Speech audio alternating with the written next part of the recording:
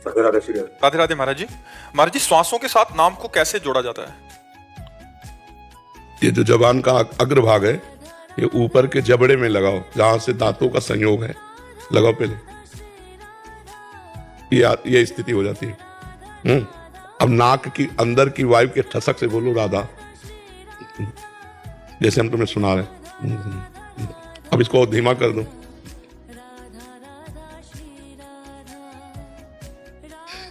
हल्का हल्का सा जबान हमारी चल रही और ऊपर छुई हुई, तो यहां धक्का लग रहा है और नाक की ठसक से हम नाम जप कर रहे हैं, ऊपर वायु लिए जा रहे हैं।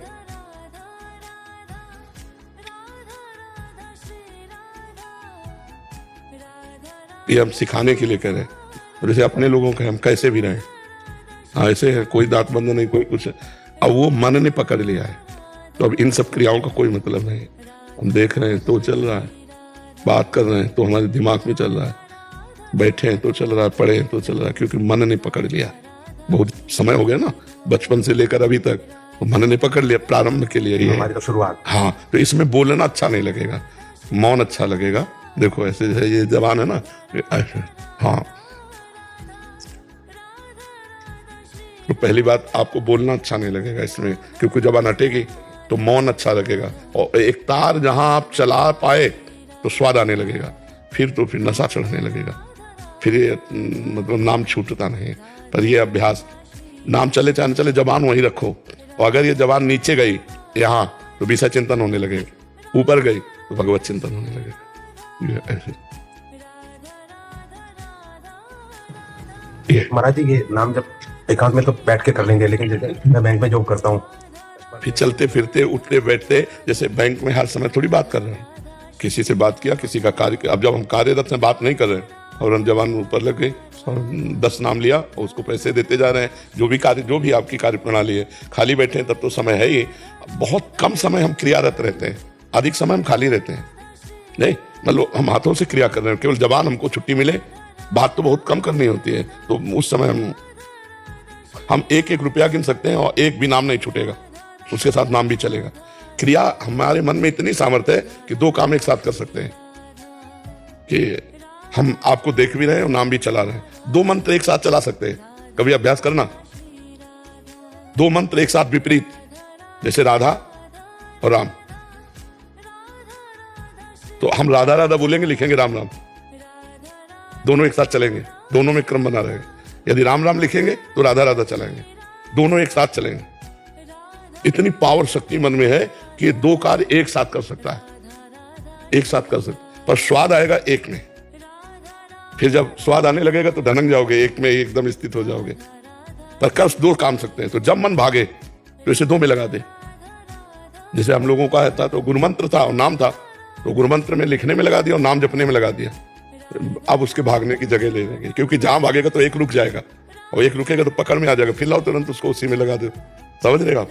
हाँ, चलो, बहुत बढ़िया है, खूब आनंद का मार्ग है। सुशील जी महाराष्ट्र से। महाराज जी, आपके चरणों में कोटि कोटि प्रणाम। महाराज जी, मेरे मन में एक बहुत दिन से प्रश्न चल रहा है कि जब आप भागवतिक मार्ग पर चल रहे थे, तब आपके मन में भी कोई ना कोई प्रश्न जरूर आता होगा। महाराज जी, मैं ये पूछना चाहता हूँ कि उस प्रश्न का समाधान किसी संत से पूछते थे, या वो प्रश्न भगवान की कृपा से पूर्व जन्म के, किसका प्रश्न है? पूर्व जन्म के कुछ ऐसे भजन संस्कार रहे होंगे जिससे हमारे जीवन में कभी प्रश्न नहीं आया। आगे से आगे उत्तर चलता रहा है, कभी प्रश्न ही नहीं आया, क्योंकि प्रारंभ में ही गुरुदेव भगवान ऐसे करुणा में मिले कि उन्होंने एक बात हमें समझाई कि साधु बनने का मतलब है प्रतिपल जीवन भर भजन। अब कोई प्रश्न ही नहीं बनता। जो मंत्र दिया, जो नाम दिया, प्रतिपल उसी में, तो जीवन भर इसी में लगे रहे, और इसी से सब समाधान अपने आप होते गए। हमें कोई प्रश्न का कहीं उत्तर लेने की जरूरत नहीं पड़ी, क्योंकि हर समय बस मनन चिंतन, तो कोई प्रश्न ही नहीं। और जब भगवत चिंतन चल रहा है तो हर बात अपने आप निकट जन्म के किसका प्रश्न है? पूर्व जन्म के कुछ ऐसे भजन संस्कार रहे होंगे जिससे हमारे जीवन में कभी प्रश्न नहीं आया। आगे से आगे उत्तर चलता रहा है, कभी प्रश्न ही नहीं आया, क्योंकि प्रारंभ में ही गुरुदेव भगवान ऐसे करुणा में मिले कि उन्होंने एक बात हमें समझाई कि साधु बनने का मतलब है प्रतिपल जीवन भर भजन। अब कोई प्रश्न ही नहीं बनता। जो मंत्र दिया, जो नाम दिया, प्रतिपल उसी में, तो जीवन भर इसी में लगे रहे और इसी से सब समाधान अपने आप होते गए। हमें कोई प्रश्न का कहीं उत्तर लेने की जरूरत नहीं पड़ी, क्योंकि हर समय बस मनन चिंतन, तो कोई प्रश्न ही नहीं। और जब भगवत चिंतन चल रहा है तो हर बात अपने आप निकलती चली जा रही थी। आहा, ऐसा, अब शास्त्र स्वाध्याय कर रहे हैं, वही बात पकड़, अच्छा ऐसा है, ऐसा है, उसका मनन शुरू हो गया। तो भगवान की कृपा से जीवन में कभी कोई प्रश्न ही नहीं रहा, प्रश्न के पहले ही उत्तर रहा है कि हमें प्रश्न करना ही नहीं पड़ा। शास्त्र स्वाध्याय और नाम जप के प्रभाव से सब समाधान अपने आप होता रहा है।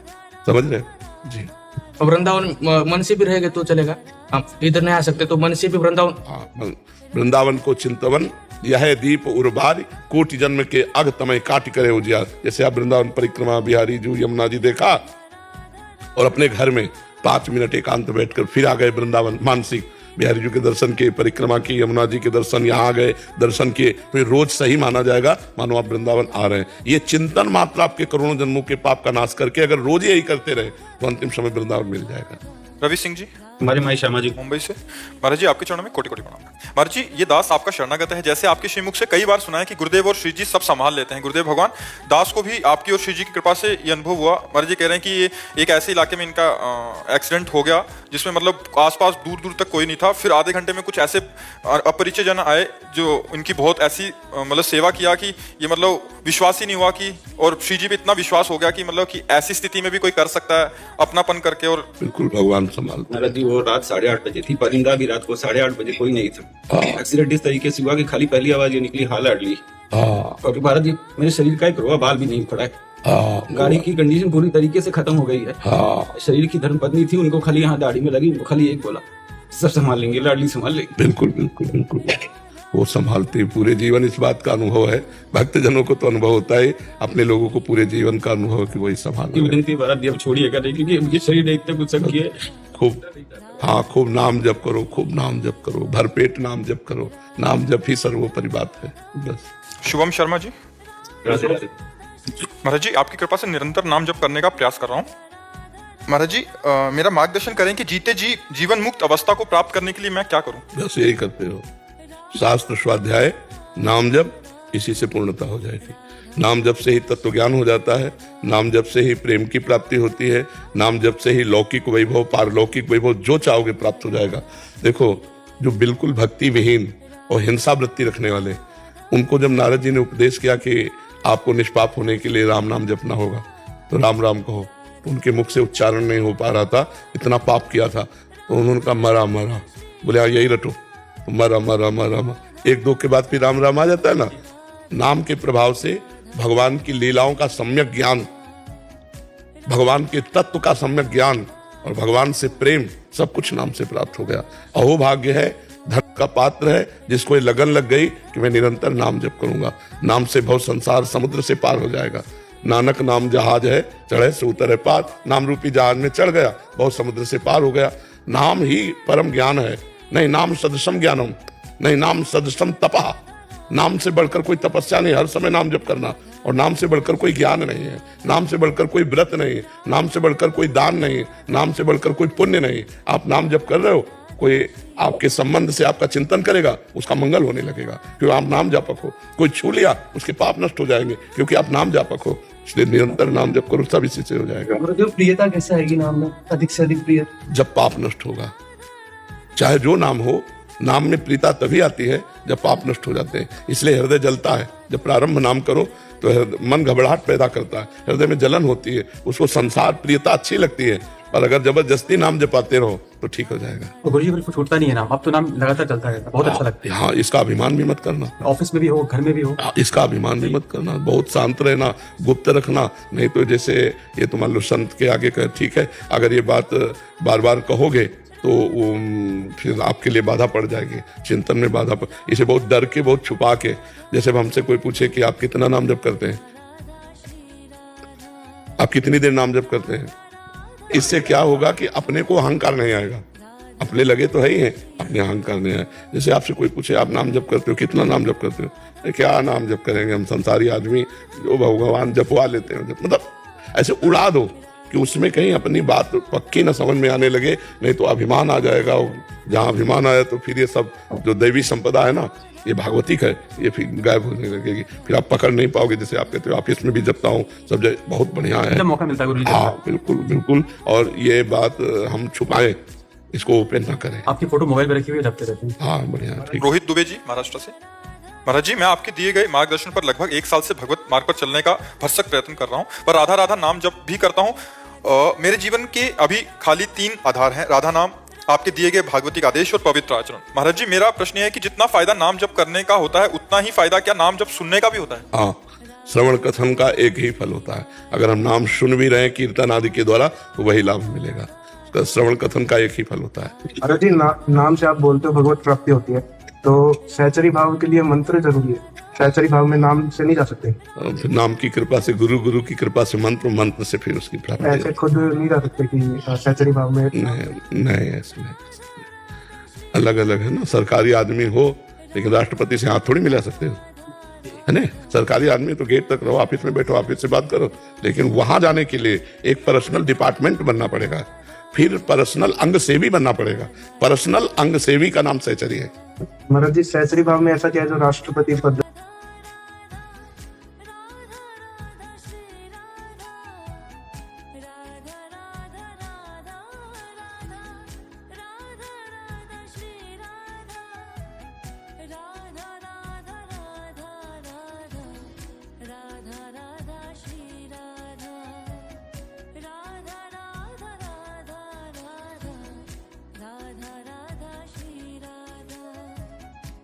उसमें क्योंकि सबसे ऊंचाई पे है ना दास, शांत भाव, दास्य भाव, सख्य भाव, वात्सल्य भाव, कांता भाव, सहचरी भाव। अपने राष्ट्र का सबसे बड़ा है ना राष्ट्रपति, वो सबसे बड़ा और सबसे ऊंचाई है सहचरी भाव। अब वो ऐसे नहीं प्राप्त होती है। नाम से कल्याण हो जाएगा, नाम से भगवत प्राप्ति हो जाएगी, लेकिन श्री जी को स्नान कराना, श्री जी को भोग लगाना, श्री जी को श्रृंगार करना, ये सौभाग्य सहचरी, ये ऐसे नहीं प्राप्त होता। सहचरियों के द्वारा जो दिया हुआ मंत्र है और उपासना पद्धति है, तब उससे पक्का सहचरी भाव। हाँ पक्का पक्का। उसमें जब लगोगे तब है ना, ऐसे थोड़ी। अच्छा, जैसे मान लो आप दंड बैठक मारते हैं, 10-20 किलोमीटर दौड़ते हैं, तो आप आर्मी के जवान थोड़ी हो गए। उसके लिए आपको ट्रेनिंग लेनी पड़ेगी आर्मी की, और वो आपको पास कर दें, तब आप। ये थोड़ी कि दंड बैठक मान के जवान हो गए, बोले आर्मी के जैसा दिखाई देता है तो आर्मी थोड़ी हो गए तुम, नहीं हो गए। कमांडो थोड़ी बन जाओगे तुम, उसकी ट्रेनिंग होती है। अब एक होमगार्ड की ट्रेनिंग है, एक कमांडो की ट्रेनिंग है नहीं। तो अब कह दे कि हम तो सरकारी आदमी है, तो कमांडो जैसी कला थोड़ी आप में है। वो तो मिनट में पलक झपकते ही आदमी को गोली मार दे, और यहाँ संभालना पड़ेगा। अच्छा, अपने लोग जैसे हैं तो पूरे दिन भर लगे रहे तो कुछ नहीं कर पाए, क्योंकि पता ही नहीं, अभ्यास ही नहीं है। तो ऐसे ही जो मंत्र होते हैं वो रहस्य होते हैं। मंत्र का मतलब होता है रहस्य, सहचरी भाव का रहस्य। हम कैसे सहचरी भाव प्राप्त करें, हम कैसे सहचरी भाव से प्रिया प्रीतम की सेवा करें, यह रहस्य तो जो निज जन है वही बताएंगे ना। तो नाम का जप का फल होगा निज सहचरियों से संबंध, और सहचरियों की कृपा का फल होगा कि हम सहचरी भाव से प्रिया प्रीतम की सेवा में जाए। सहचरी में सुखी सुख है, सहचरी भाव में नहीं। सुख तो भगवान के नाम जप करने से शांत भाव में भी है, दास्य भाव में भी है, पूर्ण सुख सख्य भाव में भी है, पूर्ण सुख कांता भाव में भी है। अब दूध का खोया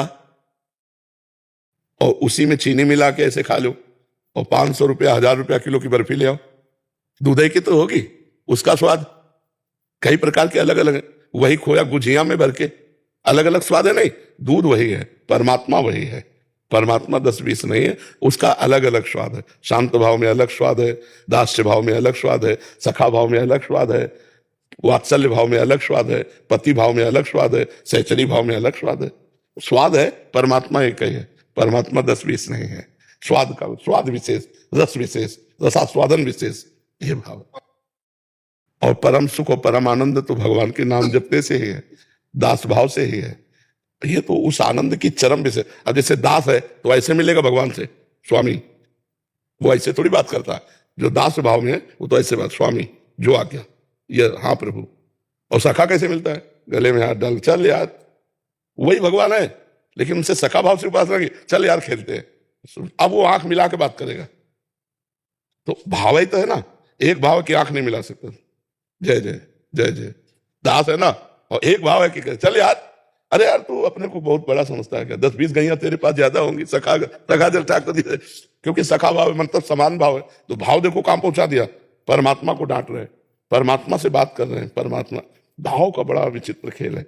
सहचरी भाव में इतना आनंद होता है कि हमेशा के लिए उधर ही लुप्त हो जाते हैं। बस लुप्त हो जाते हैं, बिल्कुल। पहले नाम जप करो और आगे धीरे। पवन शर्मा जी करनाल से।